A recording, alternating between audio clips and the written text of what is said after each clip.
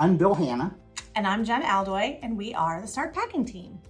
Today's episode of Start Packing with Jenn and Bill starts off with a term used in real estate, conditions. It's usually a term that is used on an appraisal.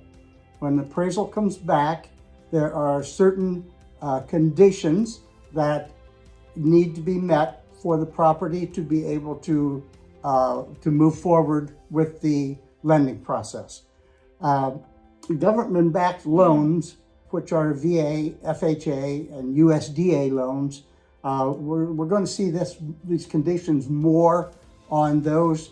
Probably the three biggest conditions are peeling paint, which in a property built before 1978, which would have lead base in it, the condition to be met would have to be scraped and painted. A handrail for 2 or more steps, they would need to have a handrail. And Probably a GFCI problem. yeah, GFCI, that's a big one. Within 6 foot of a water tap, a water source, I should say, a GFCI faucet would be needed. What do you think more on a conventional loan condition might be? Conventional, that is probably more on documents that maybe tax documents that the buyer has not submitted yet to the lender, or the insurance documents to have that 1-year binder. Yeah. So those are some things that could happen in conditions. Great. Subject matter today is pre-listing inspections for a seller. We try to recommend, not in all circumstances, but if it's a property that someone might have lived in, let's just say 20 years or more, it's not a bad idea to get a pre-listing inspection. And what that is basically the inspector is going to come in, do the same thing he would if it was for a buyer, but it's going to give the seller an idea of what might be approached by the buyer down the line. And that might give the seller some time to repair these items before they happen.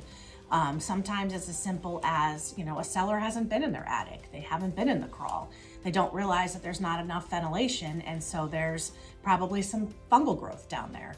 If they're able to get that done prior, then when it's time to fill out the residential property disclosures, it's already listed on there that the seller was aware of it, the seller had, repaired it, and hopefully there's no further issues since.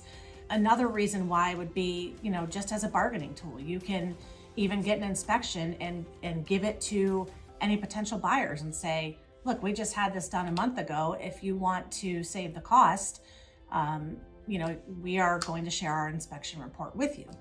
Bill and I would probably still recommend our buyers get their own inspector and inspection report in a situation like that. But for pre-listing, it's just to know the unknown. It can't hurt. And if you're the type of seller that wants to be proactive, then, we absolutely would recommend you have that done. Yeah, it can really save the situation of being right down to having everything agreed upon and the buyer freaking out over something. Or something comes out of left field that you're just not familiar with. Right. Okay, our question of the day then comes from Jeremiah in Arlington. He might be a bullfrog. And it says, do I have to contact the listing agent to see a property? We love that question. So in the state of Ohio, any licensed agent can show you a property. I can show you a property down in the southernmost point of Ohio.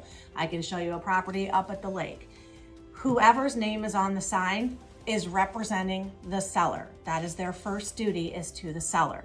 So when you see a sign in the yard for Mary Smith with XYZ Realty, she is representing the seller.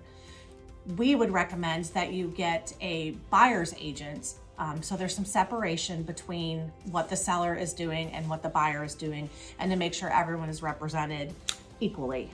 You do not have to call the listing agent to access property or see a property. In fact, we do not recommend you do that. Unless, of course, it's our property.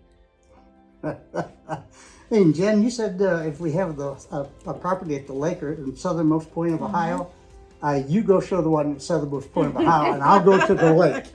Not only quicker, but it's also a lot nicer area. So. Sounds great. Well, until we see you again, have a great day. And remember, be kind.